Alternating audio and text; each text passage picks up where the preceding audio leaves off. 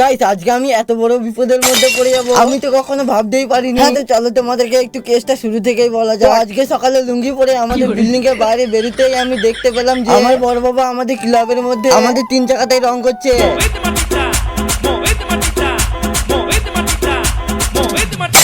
তাই আমি বড় বাবা ডান্স দেখতে দেখতে আমাদের 3 চাকাতে রং করা দেখছিলাম। তো তারপরে কিছুক্ষণ পরে আমাদের নিনজা স্টুয়ার থেকে নিয়ে বেরিয়ে পড়লাম ঘুরতে যাওয়ার উদ্দেশ্যে। তারপরে আমাদের নিনজা স্টুয়ার থেকে নিয়ে উল্টে উল্টে চলে এলাম আমাদের বাগানে। আর গাইস এইদিকে দেখো আমাদের দাদুদের জমিতে বীজ ধান রোপণ করা হয়েছে। দেখো সেইগুলো সবুজ সবুজ রঙের কত সুন্দর দেখতে লাগছে। আর এইসব কিছু দৃশ্য তোমরা শুধু গ্রামে দেখতে পাবে। আর গাইস এইদিকে দেখো আমাদের বাতাবি লেবু গাছটা কত বড় বড় না বেল ধরেছে।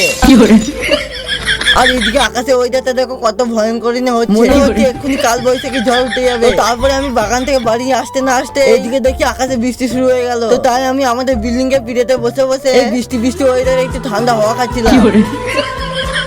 হ্যাঁ তারপরে বিকাল হতে আমি চলে এলাম একটু ক্রিকেট খেলতে। আর এখন আমাদের এখানে যেহেতু প্রচন্ড পরিমাণে বৃষ্টি হচ্ছে সেই জন্য আমরা এখানে এখন 6-4 খেলি না, শুধু নেট 6 খেলি। আর দেখো নেট 6 খেলতে কিন্তু প্রচন্ড পরিমাণে আমার ভয় লাগে। এখন কি আর করা যাবে, এই খেলতে হবে। পুষ্পরাজ।